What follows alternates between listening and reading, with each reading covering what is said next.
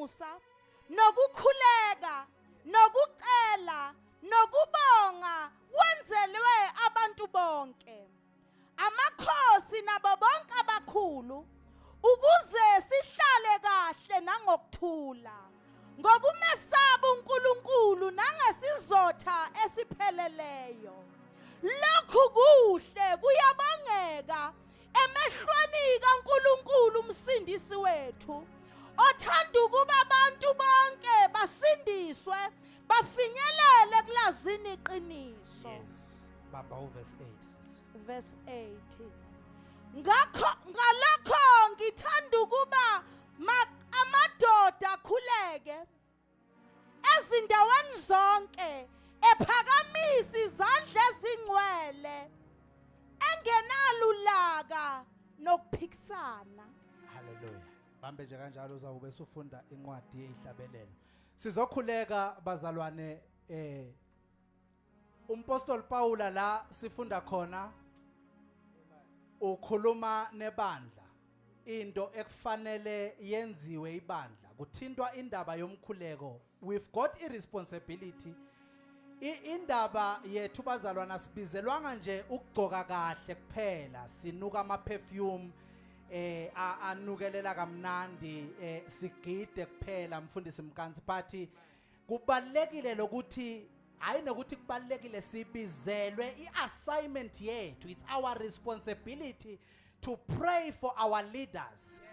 Asingabi ke mdibi munye nabantu basezweni bishop whereby nabagceka our leaders as much as sibona ukuthi banamaphutha mhlawumbe lapha nalapha, but silibandla sesikwenzile okanye siyakwenza yini okufanele sikwenze, siyabakhulekela na, because kuthula kuzawuvela kuphi ekuthenini thina siyayenza iassignment yethu njengebandla whereby kufanele sibakhulekele. Into kodwa yenzeka these days, uthola ibandla lanamhlanje lingene emdibi munye nabantu basezweni whereby kugxekwa the leaders, kanti i-assignment yethu asikakayenzi okanye sisayenzi. Lento yinto ekufanele siyenze njalo nasihlangene, even ukwakho ukwazi ukuthi uyawabeka amakhosi, ama-president ne-cabinet yonke yase-South Africa usondela nayo, i-Afrika yonke, umhlaba wonke, amazwe abomakhelwane usondela nawo. It's our responsibility as Christians. Hallelujah. Singagxeka senze konke, kodwa at the end of the day sesigxekile, abantu abareflecteka kabi, yithi sibukeka kabi ngoba thina kufanele sireflecte abantu buKristu. uNkulunkulu akacabangi njengoba ibandla lanamhlanje licabanga ngakhona. Uyasho umpostoli Paula ukuthi uNkulunkulu isifiso sakhe ukuthi siphile kanjani ngokuthula, futhi wonke umuntu afike kuphi ekulazini iqiniso, enze njani aphenduke, even bangayidli imali, kodwa isifiso sikaNkulunkulu ukuthi benze njani baphenduke, even bangenza izinto ezibhedayo, kodwa isifiso saNkulunkulu ukuthi benze njani baphenduke. Hallelujah. Hayi bazalwane. Oh Jesus, hallelujah. Funda sizokhuleka, ngifuna ukuhlala phansi angishumayele. Funda ihlabelelo, Songs of Songs chapter 6. Ufunde from verse 1 to 3 ngibese siyakhuleka. Jesus. Isihlabelelo chapter 6 verse 1. Othandiweyo wakho uyephi? Wena muhlekazi phakathi kwabesifazane, ushonepho othandiweyo wakho ukuba simfunye kanye nawe na? Othandiweyo wami wahlale entsimini yakhe ezindimeni zamakha ukuba aluse entsimini akhe iminduze. Mina ngingowathandiweyo wami, nothandiweyo wami ungowami. Pinda makhumalo lapho, pinda. Verse 3. Yes. Mina ngingowathandiweyo wami, nothandiweyo wami ungowami, lapho elusa phakathi kweminduze. Kunento ke sesizothandaza. Apostle Paula unxusa ibandla ukuthi likhuleke kuze kwenzeke njani? Kuhlalwe ngokuthula. Kunomhlabeleli umpostoli onokuhlatshelelwa ngabazalwane ukuthi siletha konke kuye. siletha konke kuye. Ayikho into emnandi njengokuthi na ukhathazekile uyazi ukuthi uyakubani ene uyofika wenzeni. It is very important noma ngabe besingavutha kanjani but nasingathandazi sizawufana nje. Uyabona nje? Uyabona? La sifunda khona encwadini yezihlabelelo sizokhuleka. Sibonile ke impostoli angibekise ngesimo seCovid nayifika. Waphayi ibandla liphenduke laba inhlekisa. Bantu bezwe sebabuza even bona abakholwayo ukuthi aw bapha abaprofeti.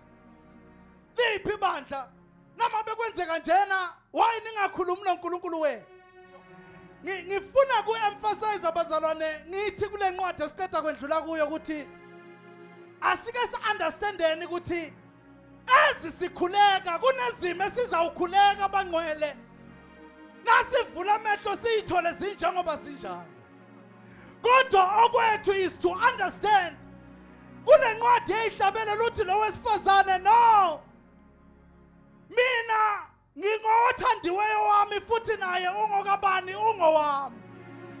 Izinto noma kungathiwa ziyavela noma kungathiwa South Africa izinto ayihambi kahle noma kungathiwa eAfrica noma kungathiwa umhlaba wonke izinto ayihambi kahle kodwa kubalekile ukuthi silibandla si-understand ukuthi singabakhe sikhuleka kuye futhi naye ungowethu ukuthi akushintshanga lutho namhlanje entwana besikhulekela kodwa singabakhe futhi sibuyela kuye.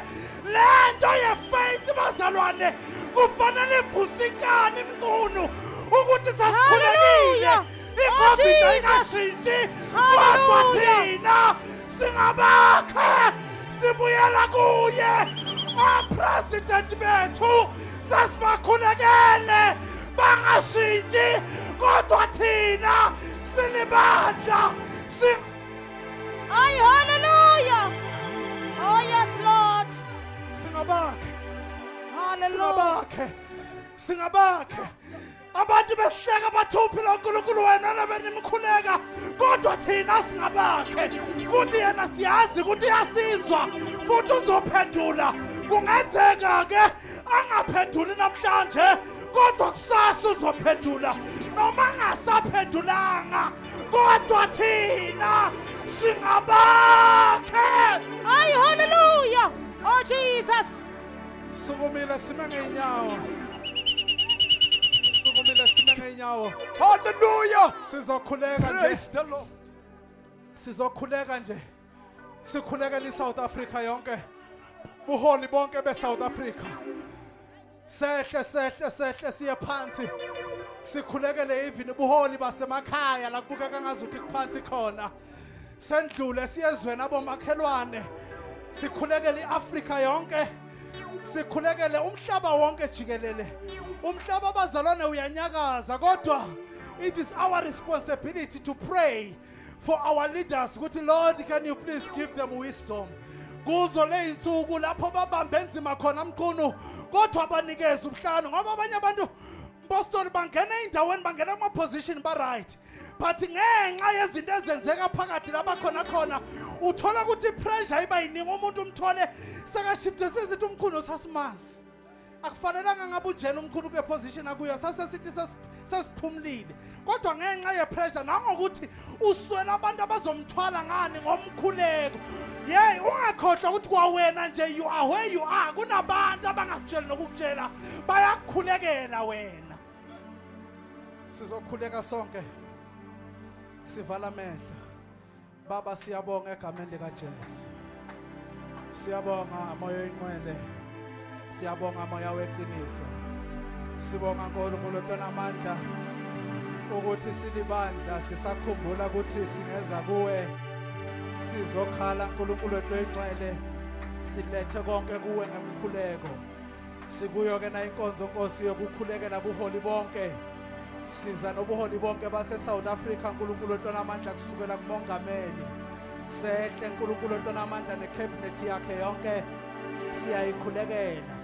Nkosi sithi baphe ubuhlakano obuvela kuwe egameni likaJesu Kristu waseNazaretha kuzo le insuku uNkulunkulu onamandla lapho khona izinto zinyakaza kodwa baphe Nkosi ubuhlakani konke Nkosi necorruption ekhona siyakhuleka uNkulunkulu onamandla sikhulekela yo intervention sehle uNkulunkulu onamandla sikhulekele amabandla silibandla likaKristu Nkosi siyakhuleka siza bonke abaholi kule insuku abavusile uNkulunkulu onamandla siyakhuleka sikhulekela amakhaya uNkulunkulu oyingcwele baholi bawo bagcine uNkulunkulu onamandla balondoloza ubaphe ebuhlakani nabaholi bakusasa Nkosi siza nabo kuwe siphile esikhathini lapho khona uNkulunkulu onamandla ingane zingena kuma drugs bayashabalala Nkosi abaholi bakusasa kodwa simemeza wena Nkosi ngoba uNkulunkulu okhona uNkulunkulu okhona ukumamela uNkulunkulu okwazi ukurearrange. Heavenly Father, we are praying that may you intervene kubantwana abakhulayo Nkosi abayohola izwe kusasa bagcine Nkosi babiyele ngamalanga bomlilo Baba siyakhuleka sikhulekela wonke amazwe abomakhelwane buholi bonke balawo mazwi iAfrika yonke uNkulunkulu onamandla sisondeza kuwe nabo bonke abaholi bayo umhlaba wonke jikelele uNkulunkulu onamandla siyakhuleka sikhulekela kuthula uNkulunkulu oyingcwele esikhathini esiphila kuso in the mighty name of Jesus Christ. Heavenly Father, remove everything engafuneki usipha amandla Nkosi okuqhubeka singaphelelwa ngamandla lapho khona abantu nezwe lihleka ukuthi wena ukuphi kodwa yenza ukuthi sikhumbule insuku zonke ukuthi singabakho Baba futhi nawe ungowethu siyabonga Baba ukuthandwa nguwe Nkosi siyazithoba phambi kobuso bakho namhlanje sigcina uNkulunkulu onamandla usilondoloze wenzele buhle Nkosi nokubatshazwa kwelakho igama elinamandla amen.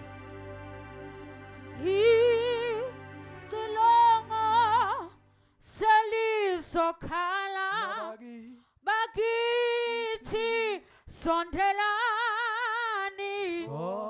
sondelani